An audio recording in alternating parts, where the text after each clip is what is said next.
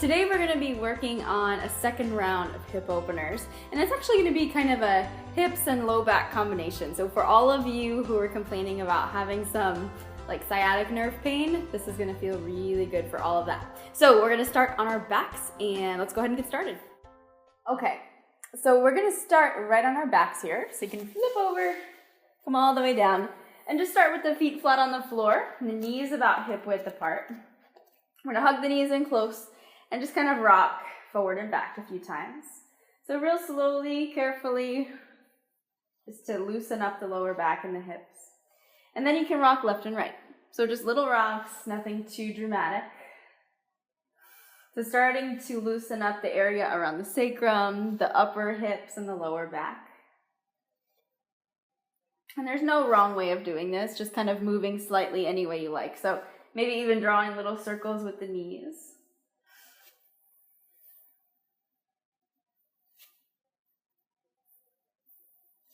Do one more each way. And then once you finish, go ahead and plant both feet down, about hip width apart, just far enough away from the hips so that you have some space between the heels and the hips. Bring the hands down, we're going to press up to a low bridge. So squeeze the sits bones together. Lift the ribs up off the floor. Keep the shoulders relaxing back and take the hands down. So as you exhale, lower back down slowly. We're just going to come up and down a few times. So 1 inch at a time, lower the back. And then again, on an inhale, start to press up. So you don't have to go super high, just enough to get the ribs up, and then stop. Make sure you're trying to shorten up the front, so you're squeezing the belly in and lengthening that area around the lower back. On an exhale, slowly take it back down. One more like that. We're going to change it up a little bit. So on the next one, as you inhale and come up, I want you to stay lifted, and you can either take the hands underneath the back, so you can kind of prop yourself up on the tricep and hook all the fingers around either side of the waist. So you can kind of support yourself here. The wider you take the feet, the more relaxed the lower back is going to be. So the wider the feet are, the more space gets created in that lower back area. So you can stay here. Now if you have, if your wrists bother you and you have a block, a yoga block, like this, you can slide the shorter, like the long part, the flat area, right underneath the sacrum, right underneath the lower back, and just let yourself rest here. So those are your two options. And you can always keep the back totally flat if you like, but we're just going to take a few more breaths here. You can let the eyes close. Again, letting the chest and shoulders release open.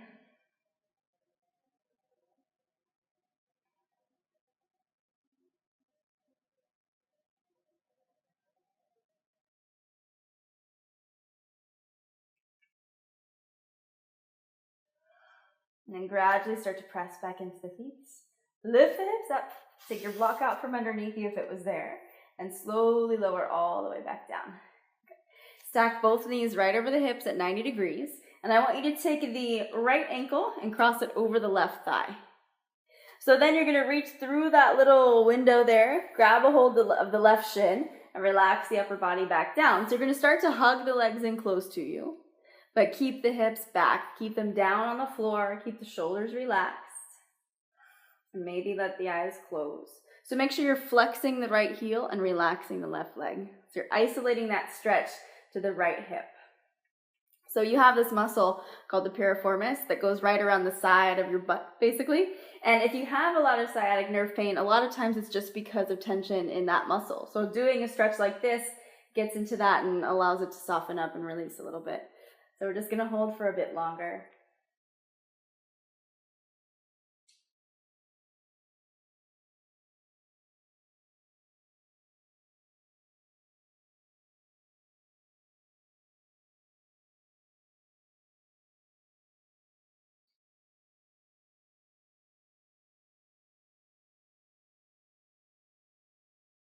And keeping the legs where they are.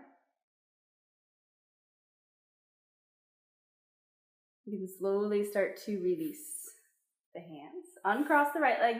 Take the left ankle, cross it over the right thigh. And then pull the knees back in. Wrap the hands around the right shin. And again, keep the shoulders back and down. Relaxing the right foot, flex the left ankle. And keep gently squeezing that left knee away from you. So you want to get into that side of the left hip.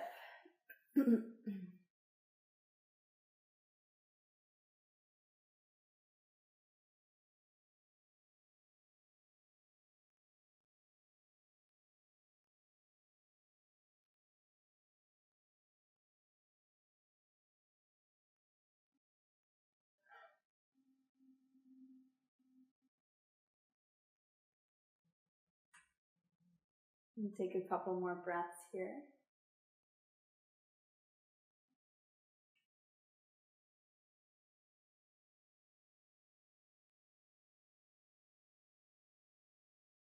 You keep the legs as they are, just release the hands.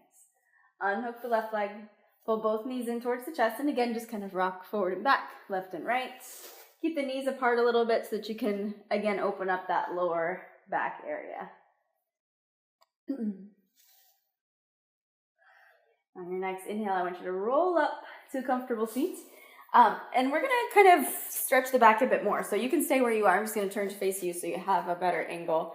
So the feet are going to come about as wide as your mat. So the shortest width of your mat is about how wide the feet are going to be. So the toes will be forward and you want them to be a little bit wider than the shoulders. So the feet have to stay flat. And then I just want you to walk the hands out about as far as you can. So the hands will come down to the floor. So you can look anywhere you like. Right up to the hands is fine. The shoulders are relaxed, the upper body is relaxed. You're just looking for a slight stretch into the lower back and into the hips, the outer hips especially. So we're going to take a few breaths here.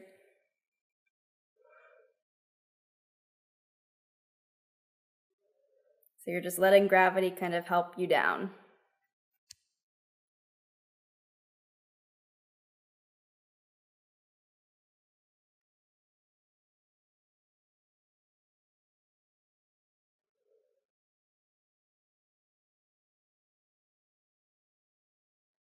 And take one more full breath.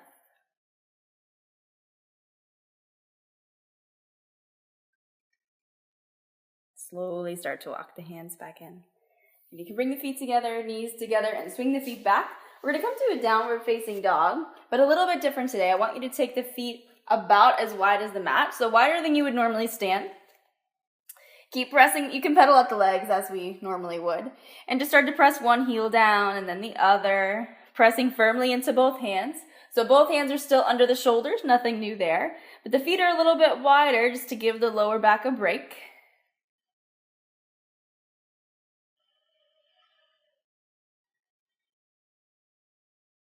And take two more inhales here.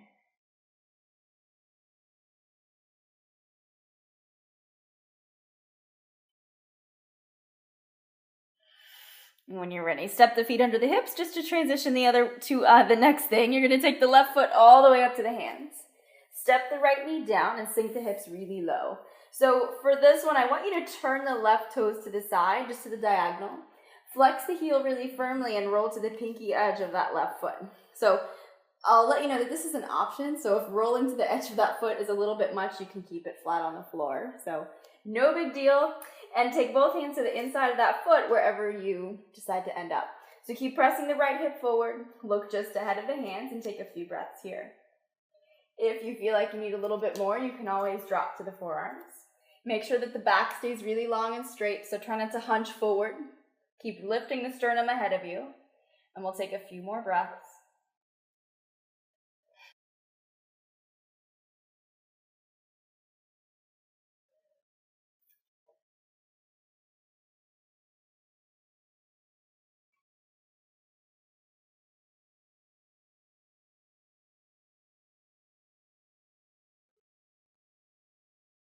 On your next inhale, start to press back up to the hands if you're not already there. Bring the left foot flat and start to walk the toes back to the center and let the hands frame the foot. So on an inhale, come up, opening the chest, rolling the shoulders back, and exhale, take the hands down to frame the foot again. Step the right toes under, sit back and downward facing dog. Feet are nice and wide, lift the tailbone high, press the chest forward. On your inhale, shift forward to plank. Exhale, come all the way down between the elbows, lay the chest flat. So we're going to come to a wide, like a wide-legged locust, I guess. So if you bring the hands under the shoulders, you can look just at the end of your mat. Take the feet up and bring them wide apart. So about as wide as the mat again. Energize through the balls of both feet and just start to lift the chest, lift the legs. Take a couple breaths here. On your exhale, lower down, turn the head to the left. Relax, relax. We're going to do one more. So bring the hands under the shoulders again. Look just at the head of your mat. Feet are mat width apart. Energize through both feet and lift the legs, lift the chest a little higher. So just to get the blood flowing down to the hips, especially the sides of the hips. Again, that piriformis muscle. Just want to release it, and then strengthening the muscles of the lower back will also help alleviate any of that sciatic nerve pain that you may get. Take one more inhale. Now your exhale, lower down, turn the head the other way. Relaxing the whole body.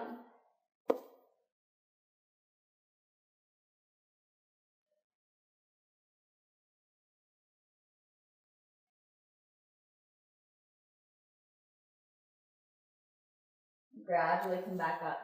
Hands under shoulders, tuck the toes. Sit up and back, downward facing. Nice wide down dog. And we're going to come to the right and do the same thing. So bring the right foot all the way up to the hands. Left knee comes down. And turn the right toes out to the side. Both hands come to the inside of that right foot. So remember options. You can stay here, or you can roll to the pinky edge of that right foot, flexing the heel really firmly. And then you can stay on the hands, or you can drop all the way down to the forearms. Lifting the sternum to the front of your mat. Relaxing the left side. Getting into that hip flexor too. Maybe let the eyes close.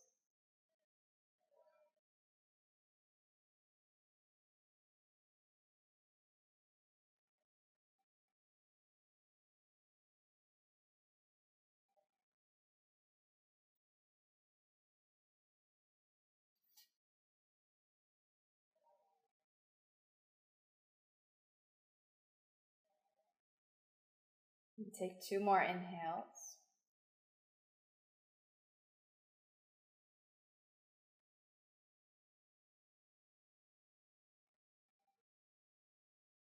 Gradually press into the hands. Lifting your chest back up. Turn the right toes so that they face the front of your mat. Let the hands frame that right foot and then tuck the left toes under. Sit up and back. Downward facing dog. Regular down dog.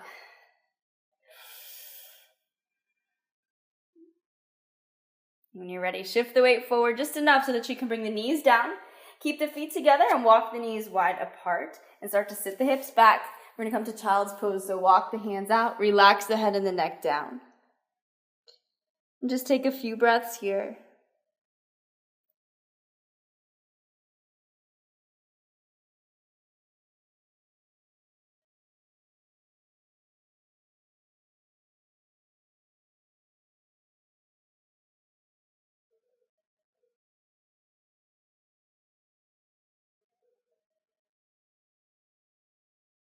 And on your next inhale, start to walk the hands back in. Sitting up tall, find a comfortable seat at the top of your mat. And let the shoulders roll back, let the eyes close.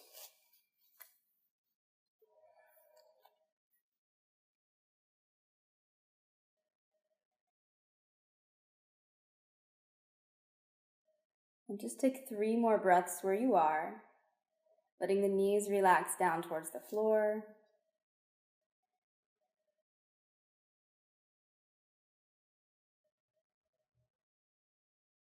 And on your next inhale, sweep the arms up overhead. Bring the palms together and exhale them right down to the heart center, sealing in your practice. Open the eyes. Namaste. Awesome job, you guys. I hope you enjoyed that one too. Come back tomorrow. We're going to be doing some yoga for the quads and hamstrings. So little shout out to all my runners who've been asking for some yoga for those muscle groups. That's what we're going to be targeting. Foot and keep sticking the hips forward. From here, you'll get a really deep stretch in the right quad. So only pull the heel as far in as you